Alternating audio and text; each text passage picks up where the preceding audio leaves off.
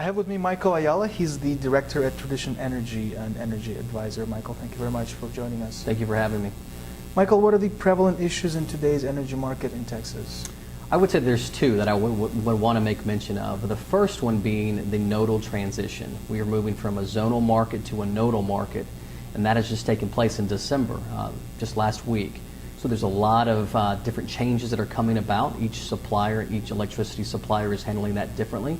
So it's important for clients, any consumer in Texas, to understand what that transition means, and most importantly, how it's going to affect their bill. That's one of the things that we can assist with along the way. The second, I would say, is getting West Texas power, specifically wind power, out of West Texas to the rest of the state that needs it. Specific areas being the Dallas-Fort Worth Metroplex, where you have a huge demand, as well as Houston. That has been a bottleneck that we've been undergoing for the last few years. Now, there's what's called the CREZ project in the works right now, and by the end of 2013, that bottleneck should be filled, or fixed at least, and the transmission lines should then be built to allow that West Texas wind power to be able to go to the rest of the state. Can you please comment more on the transition from zonal to nodal energy market? What effects do you think the transition will have on the data center sector specifically? Perfect.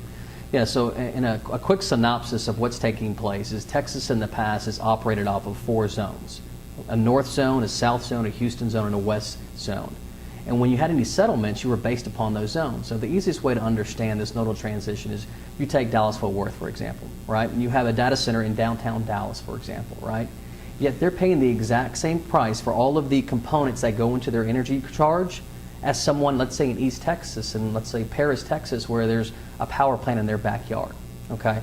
Well, in that way, it doesn't seem very fair because they're having to wheel power maybe hundreds of miles per se to get that power to that data center's front door in downtown Dallas. Yet the person in Paris, Texas is paying the exact same amount. So what's going to take place with this nodal transition is you're going from 4 zones to over 4,000 nodes to give a truer cost of energy to that specific user. So in essence, what you're going to have is that person in downtown Dallas over the course of time will actually have a higher cost, you can call it a congestion cost, to get that power to their front door. Now there's 2 elements, if you I'd like to elaborate a little bit further, that are going to affect any client, specifically data center clients' needs. One's called an RUC charge, okay, a reliability utility charge. And with that fee, that is a fee that a supplier is charging each client out there to schedule their power. And with that charge, if they do a bad job of scheduling their power, in essence, they can then pass that on to a client, okay? There's a lot of suppliers out there that are passing that fee on. There are a handful of suppliers that are eating that cost because in their eyes, they're thinking, if I do a bad job, why should you have to be burdened with that fee, okay? The second charge is called a hub-to-load fee, and that's more along the lines of that congestion fee that I was mentioning earlier, of giving you a truer depiction of what your congestion is, of getting that power to your front door. Now, the majority of suppliers in Texas, except for maybe 1, maybe 2 at the most, are passing that fee through. What we've seen over the course of the last week, and since nodal has been in place, is they thought a lot of volatility was going to happen with these prices thus far. And in fact, it hasn't been that so far. That's just a quick snapshot of what's happening over the course of the last week. That shouldn't be dictative of the future. But I can tell you so far, nodal transition's gone pretty smooth for the most part, and because of that, the incremental cost to your budget, it would be minimal at this point. How does what are the key factors today? Obviously, this nodal transition is one of them. Are there other key factors that are influencing energy prices in the state today, and are they any different from anywhere else in the U.S.? Yes, you're right. We actually operate all over the world, so we have a good feel for what those mixes are that change the prices and the dynamics across that broad spectrum. With specifically Texas, there's 2 things. I mentioned one earlier, the wind power, right? Where we have some of the most amount of renewable power out of any state out there. On top of that, you take a look at our fuel mix. Our fuel mix here in Texas relies heavily on natural gas. The majority of the power plants in Texas are fired by natural gas. So what you're seeing right now, our power prices are tremendously cheap. We haven't seen power prices for the forward strips going out, since that's how this power is purchased, for calendar 11, 12, 13, and so on. They're at record low numbers right now. So you're able to capitalize on natural gas being at these record low numbers right now and hedge that in some shape or form for the future. If you would have asked me this same question 18 months ago, maybe the last DCD show, that would have been a bit of a different mix. We've seen about, the levels that we've seen is about 55% of volatility in natural gas over this last year alone. And because of that piece, you're able to capitalize. That volatility has been to the prices dropping, so you can capitalize on that piece, hedge your prices going forward, and take advantage of what natural gas is doing. Other areas out there rely heavily on coal, some rely on hydro, some rely on nuclear. Specifically, natural gas is here in Texas, and that's where we can capitalize on. How does energy supply in the state compare to demand currently?